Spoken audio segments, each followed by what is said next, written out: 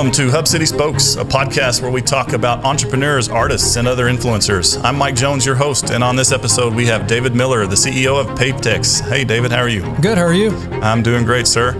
I wanted to get right into PaveTex as a company and what you guys do. So can you kind of break that down for me a little bit? Yeah, PaveTex is a company that is really focused on materials testing, and we do inspection as well. So when you think about any structure that's being built, we're going to test soils, concrete, asphalt. So we're really involved in transportation projects throughout the state of Texas, and then also vertical construction.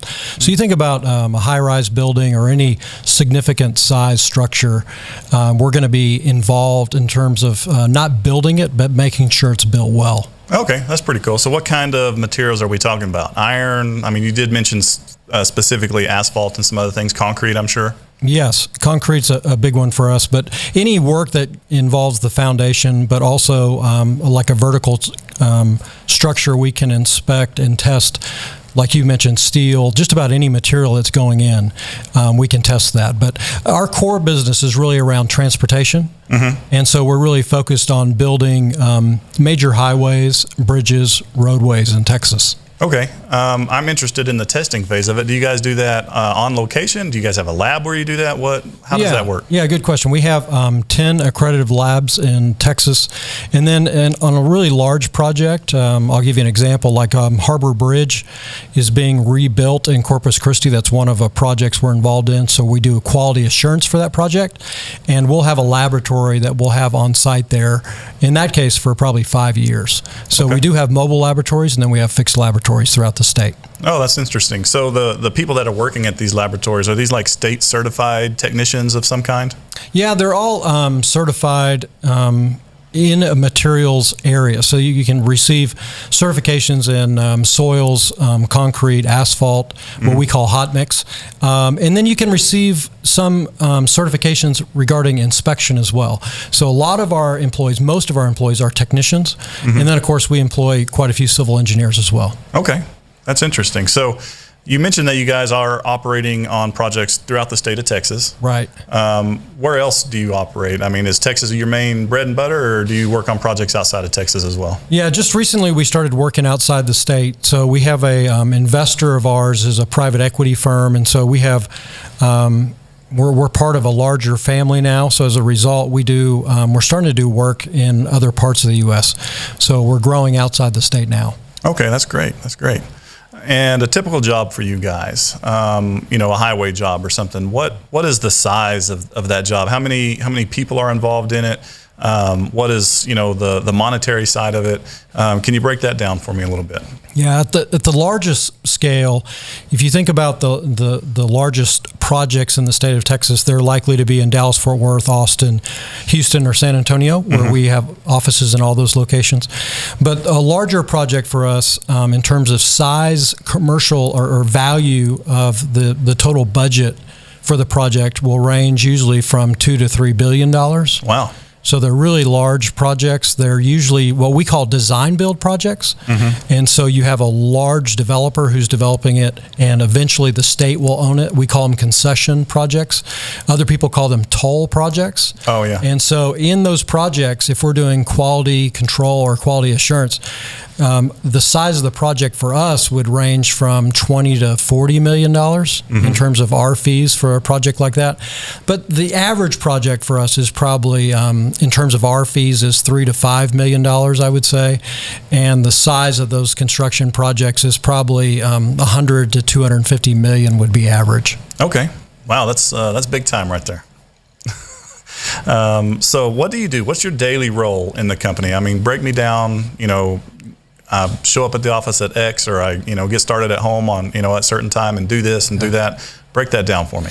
Yeah, that's a good question. I have to think about that. I think about that a lot. What is average for me? And that's really the reason that I love my work, is that I really don't have an average kind of normal day. I mean, I have a normal day for me is I'll probably get up at 5 or 5:30 and I'll go to the gym. Then I'll get to work, and sometimes work is in Lubbock. About half the time it's not in Lubbock. So I'm on the road a lot, and some of that's in the state and some of it's outside the state. But most of my job is really involved in building the right culture, making sure we have the right people in the right jobs, and that they're focused on the right things.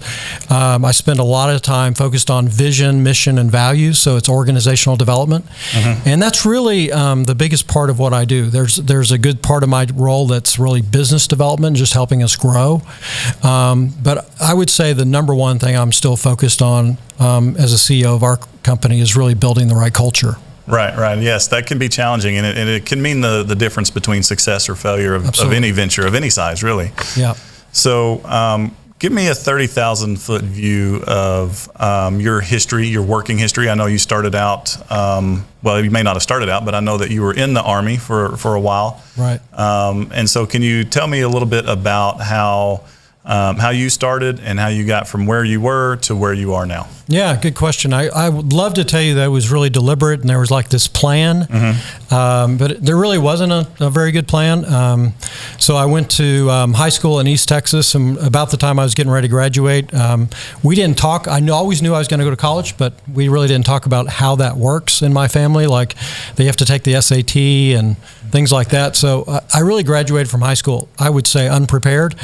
And so I went in the military at that point and served in the National Guard, which was great. It was the way that really paid for my schooling, my undergraduate degree, which I got in Midwestern State in Wichita Falls. And didn't have a good plan there either. I thought that I wanted to be like a cop, or, I never grew out of the same plan I had when I was like 7.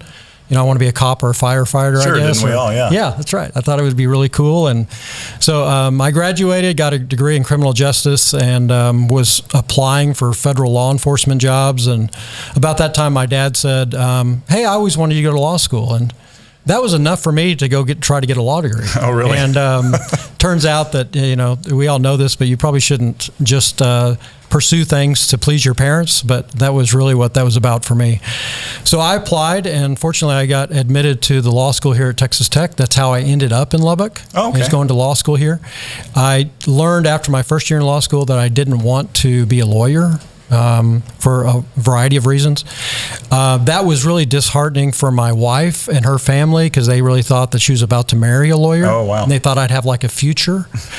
And so when they figured out that I wasn't, they were like, well, what are you going to do? And I said, I don't know. She was Miss Lubbock at the time, so I kind of married out of my league. Oh, yeah. And that's a good thing to do. Yeah. So I was expected to kind of have a job. Sure. And earn some money. And so when I graduated, I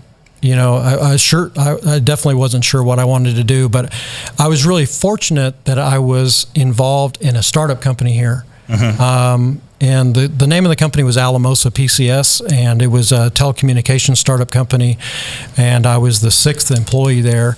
And, that was in the .com kind of boom time frame in the early 2000s. And just some incredible local mentors and business leaders started that company. A guy by the name of David Sharbett started it. Really, really talented guy. There's another guy, Kendall Cowan, who's in public accounting. Just another incredibly talented guy.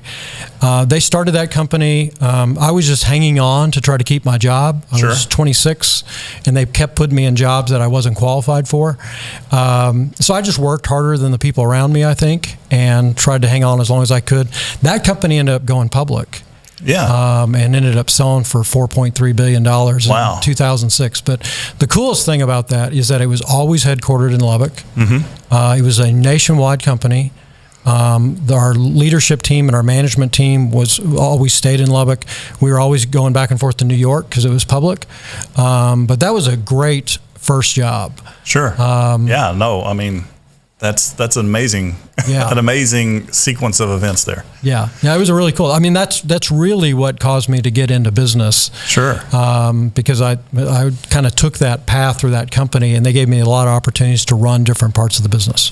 Yeah. I think that is one of the traits of a good leader is to put someone in a position where, I wouldn't necessarily say they're unqualified for, but it's a stretch for them to get there. Yeah. And they got to work hard. And that's, absolutely. You got to develop your team that way. I think that's great. And I think it's great that they did that for you. Yeah. And they would tell you that they thought I was qualified, but that's probably because they believed more in me than I believed in myself at the time. And like you said, that's one of the qualities of a great leader, is that they recognize what they consider to be talent and then spend the time to develop it. So they invested a lot in me as a young professional. Right. No, I think that's fantastic. I think it is. So I'm going to take that as a lead into the session of this podcast that I call Mentor Me, right? So you had some great leaders. You had some great people that helped you to be mentored, to learn new things. And I want to take advantage of that experience, and I want the people listening to this podcast to take advantage of that experience. And so I'm going to have you mentor me for a few minutes, put you on the spot a little bit. Let's see. What would you say would be the biggest thing that you know now that you didn't know 10 years ago?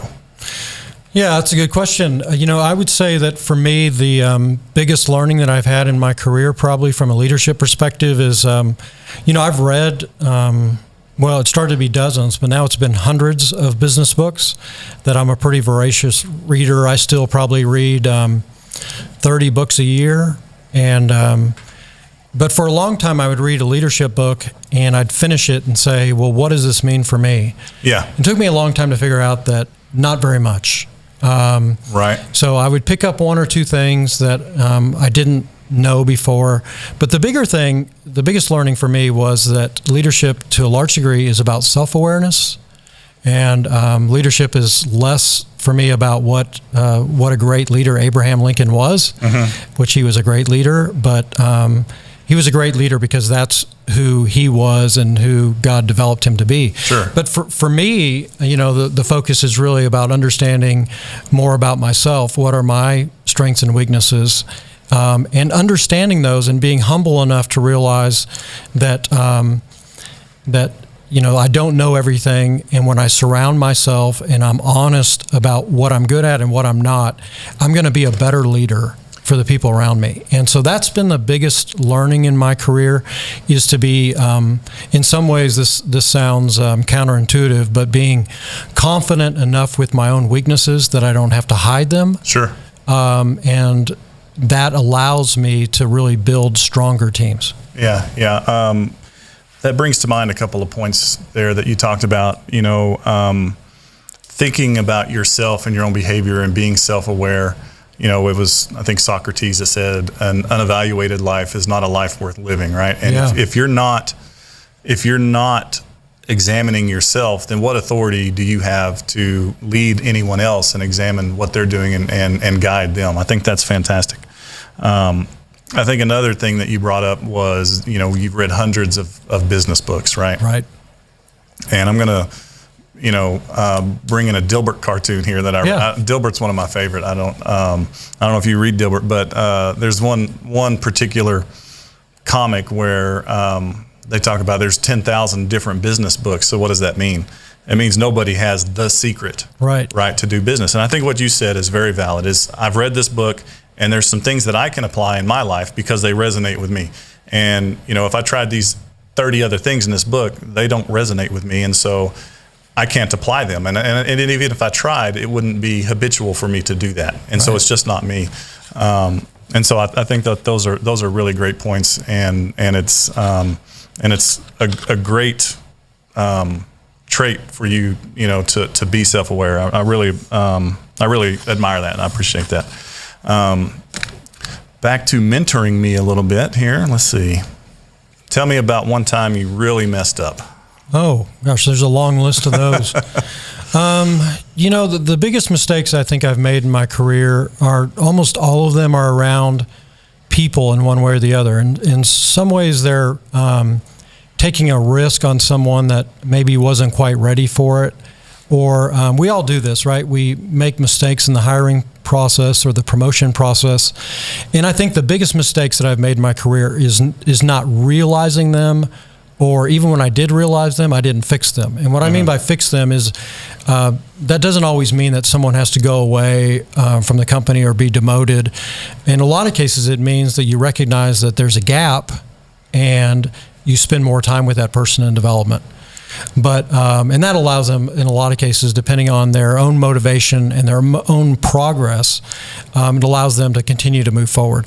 So almost all of my biggest mistakes in hindsight have been leaving what was really a human-related problem related to leadership in place for too long, not dealing with it in one way or the other. There was one other that I'll just be, I told you about being humble enough to admit mistakes. There was one that I learned that sometimes I have students at the business school here that ask me this question. This is a common question for students to ask: what's the biggest mistake that you've made? I think the biggest one, and it was really important that I made it early, there was a situation at a company I was involved in early in my career to where there was really an ethical question that was raised. And it was actually raised in a way that I thought was pretty transparent. And so there was a lot of advice about a leader had raised some ideas and some brainstorming. And we really thought that everyone was on board with putting it in place. But the reality was no one really stopped it. Everybody thought that everybody was on board with it, and we moved forward, and it didn't end up being illegal. But I think from an ethics perspective, just in terms of your own gut, it didn't feel right. And what I learned in that process is that it really doesn't matter whether other people agree with the decision or not, or they're on board. And it really doesn't matter whether they're my boss or my subordinate in the organization. It's my job to stop it. Sure. And so that was a really important learning for me, and I'm really glad I got that early in my career, because learning that at that point allowed me to be a leader with more integrity. Yeah. Because most of the integrity, you learn this in business school, that they talk a lot about ethics, but people have a tendency to think that ethics have a lot to do with what's legal and what's not. I'll tell you, 90% of the stuff that I deal with in business, they're not clear cut, kind of white or black decisions. They're in the gray. They're like, what is the right thing to do? And it's not always clear. And so in a lot of cases, you really have to respond by saying, what's the right thing to do?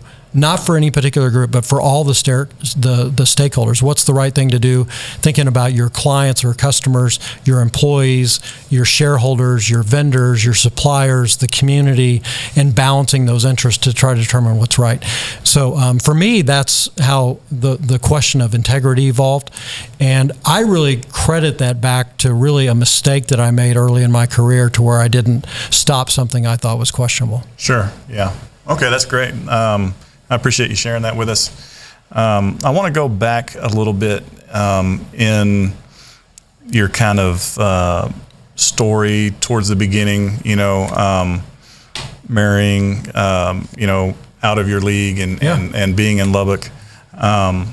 So what is it about Lubbock, or what were some things about this environment in particular do you think that kind of helped the company Alamosa and helped you personally to, to really be a very successful business person? Yeah. That's a long list of things. When you start talking about Lubbock, what allows us to be successful in Lubbock, part of it is the environment around Texas Tech and the educational system here, but there's a lot of other reasons why we've chosen or elected to stay in Lubbock. And we've had offers on the West Coast and the East Coast with companies since Alamosa, but have always decided that we wanted to stay here. We've decided twice in the last year and a half not to move to Austin. Right. So we had two different opportunities to move to Austin. And the reason there's a whole slew of them. I'll tell you that even the way we orient our house and where we live has a lot to do with Lubbock. That our house, if we're going to build one, it always faces east or west, because we're always focused on seeing the sunrise and the sunset, because I believe that they're the most beautiful in the United States, and I travel a lot. So that's one. People undervalue that, and then when they see it, they're just kind of awestruck with just the beauty in West Texas. So that's one. I'm always amazed at how diverse the economy is, and how it's not immune from being in a recession. I don't think any economy is, but it is very resistant Sure. So we saw that in 2001, then we saw it again in 2008.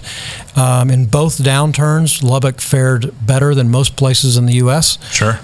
Texas did generally, but even West Texas better, and I think that has a lot to do with the diversity of the economy.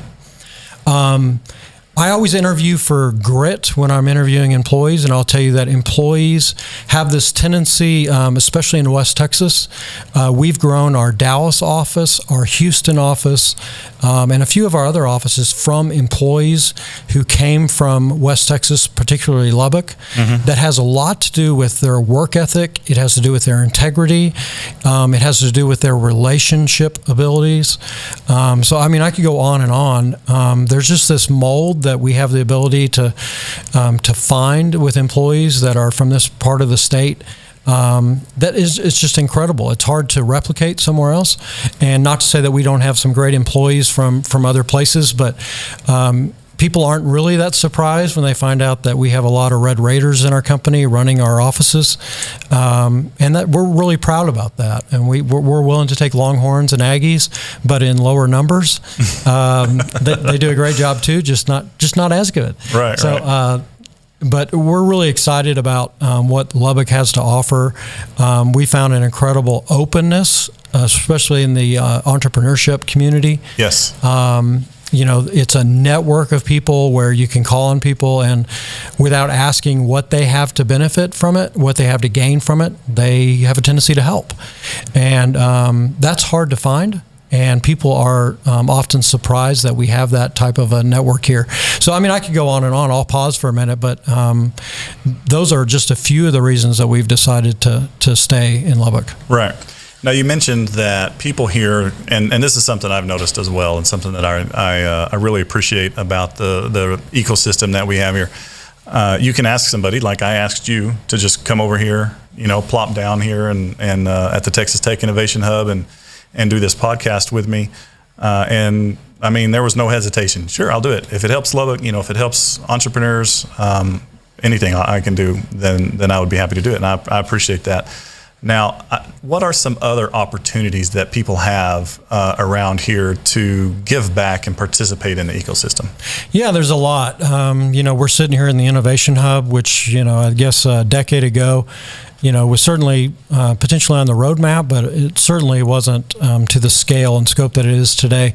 So the opportunity to be involved in mentorship programs, and a lot of those are really formal, where you have a startup company where I'll mentor one that goes into the NSF, the National Science Foundation I-Corps. But we have a lot of programs here that are local as well. Some of those you end up going to national programs.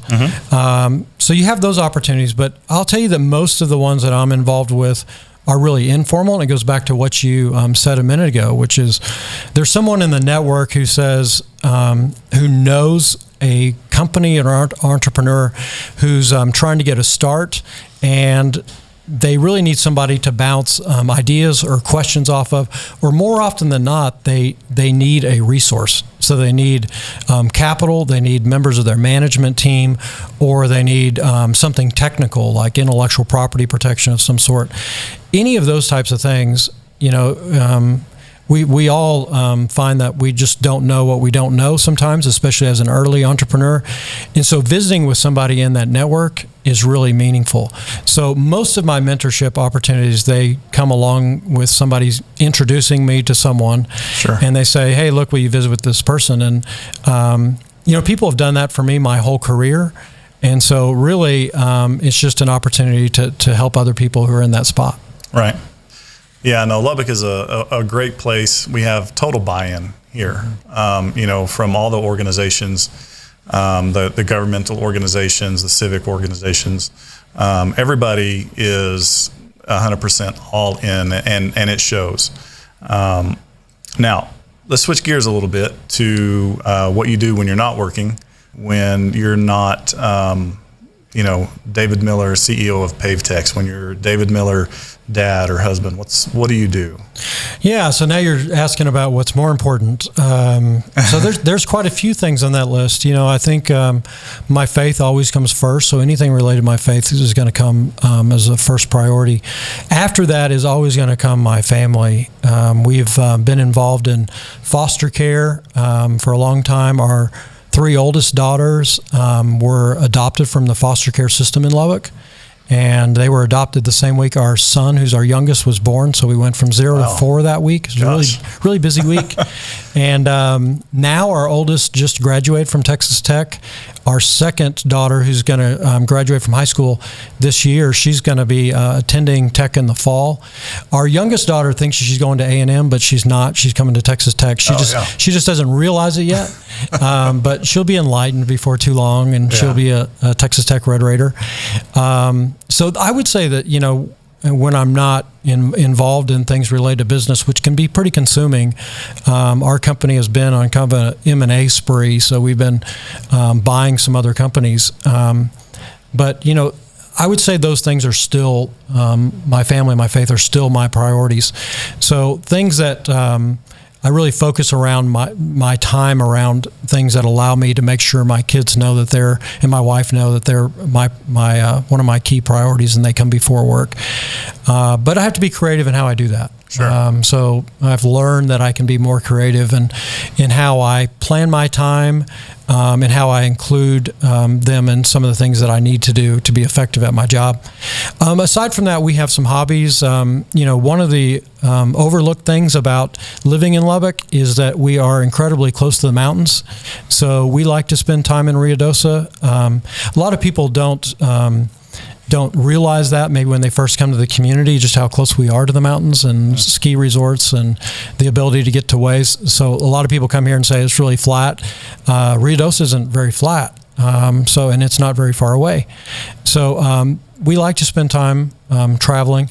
The last thing is, I don't do this very often. I wouldn't call it a priority, but I love to play golf. I just don't make it a priority at this point in my life. But maybe when I retire, I'll play some more golf. Okay.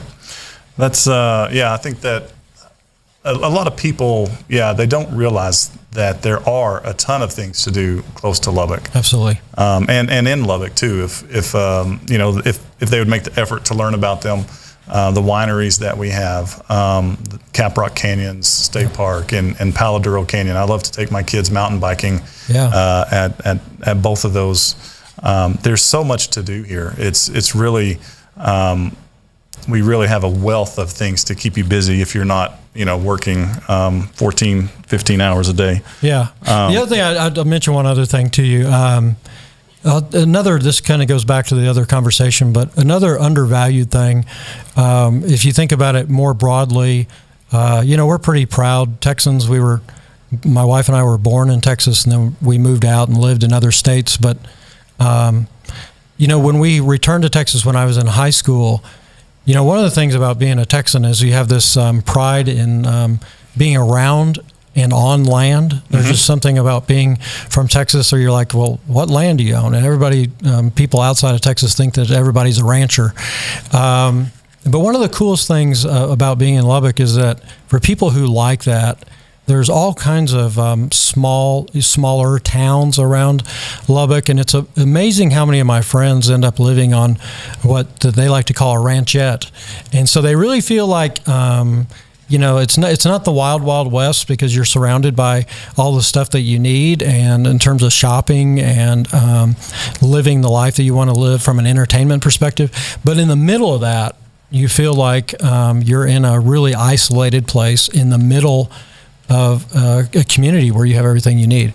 And that's really unique. If you go to places like Austin or Dallas or Houston or San Antonio, even when you live in the suburbs, you're surrounded by people on either side, and that's not true in parts around Lubbock, to where you really can feel like, hey, look, I live on my own piece of land, and my neighbors aren't very close, and it's not very far to get into Lubbock. So I think I have a lot of friends who really value that, and I value it too, because it allows your kids to be involved in some great school districts. For people that want to be involved in smaller schools, they can still do that. If you don't want your kids to be in a 6A school, if you do, you have that opportunity in Lubbock. If you don't, you have opportunities to be in smaller communities. So that's a great thing that you still find in Lubbock that's undervalued. Yeah, that's something that I haven't really given a lot of thought to, but yeah, it does make a lot of sense. Maybe I haven't given any thought to it because I grew up in one of those little towns and went to one of those little 2A schools, and had a great experience doing so. Yeah, I mean, you're probably in FFA, the band, you know. Oh yeah, everything. Yeah. Every sport. You touched on not having any particular hobbies per se. What about, I mean, at some point, you move on to the next phase of your life, right? I mean, you're in a great phase right now, highly productive. The best productive years of your life are still ahead of you. But what about when that phase of your life, when you shift to the next phase? What do you think that next phase looks like? I really don't know. I wish I had an answer for that. For a long time I dreamed about retiring, but I'm at the place where I guess I could retire, but it has more to do with legacy. Questions that I'm asking now is about what is your life about, and so I don't see myself retiring. I don't see that kind of in the cards in any traditional sense. I really see myself being involved in serving in some way. I think that's my purpose for being on the planet. So I'm always looking for opportunities to do that in a different way. But I shouldn't tell you that we haven't done, we've done a lot of things. My wife and I built a bucket list when we were in our 30s, and we marked off all those things. And that included things like climbing Mount Kilimanjaro in Africa to running marathons, to skydiving, it was a long list. And we knocked out that list, and I can't tell you that we won't build another one. But I think that's probably the reason we were late having kids. So we did a lot of those things. And so I wouldn't say we got it out of our system, but I think it reminded us what is most important. So I don't see us, I see us having hobbies that allow us to continue to connect together and with our kids. But I really find that the most meaningful time that we spend together, and the biggest and most important hobby that we have, although it may not sound like a hobby, is really finding a way to serve others. Right. Yeah. And that's when we find that we're most, we feel most at connection with our purpose, and we feel like, frankly, we probably have the most fun. Yeah. Okay, that's awesome. All right, and you talked about, and I mean, this is perfect. It's like I was coaching you to talk about serving. What, and this will be the last question. What is there that we can do, the ecosystem here in Lubbock, this podcast, me personally, any of the government organizations or civic organizations, volunteer organizations, what is there that we can do to serve David Miller or PaveTex or your industry? What can we do? Yeah, I think you're doing it, which is to tell the story about Lubbock and the community. I mean, that's the most important thing. I think when people learn about what's going on here, I think it's going to continue to draw leaders and people to want to be here and to stay here.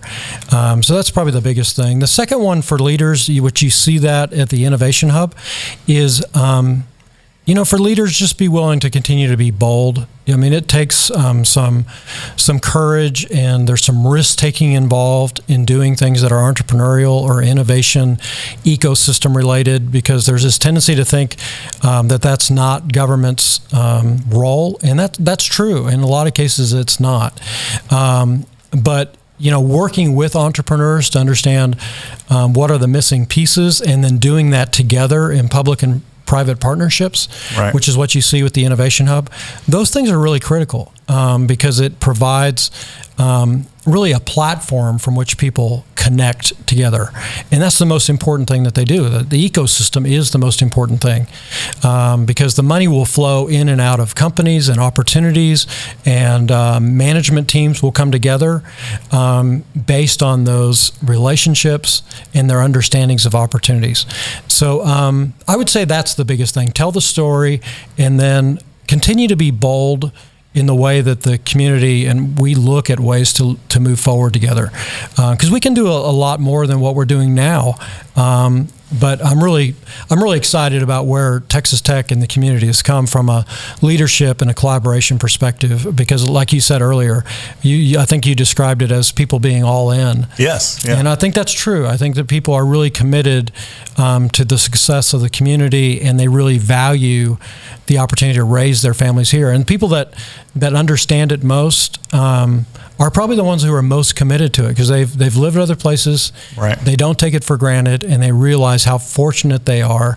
I tell people all the time, I tell students this at the business school when I teach classes there, that you're fortunate to live in the United States. This is the greatest country in the world. You're even more fortunate to be a Texan, and to be in Texas, sure. which is the greatest state in that nation. Yeah. And you're even more fortunate, for at least the time being, to be in West Texas, which is the best part of the state. So you live in the greatest country, the best state, and the best part of the state. I mean, what more do you want? Yeah, no kidding. I 100% agree. I 100% agree. David, thank you for taking the time to come over here and talk to us. And I really appreciate it. If there's anything we can do for you, let me know. Okay, thank you very much. Thank you. Hub City Spokes is presented by the Lubbock Economic Development Alliance and produced in partnership with Hamill Brothers Studios. A special thanks to the Innovation Hub here at Texas Tech University for hosting us. To hear more from our creators and catalysts, visit lubbockeda.org/podcast.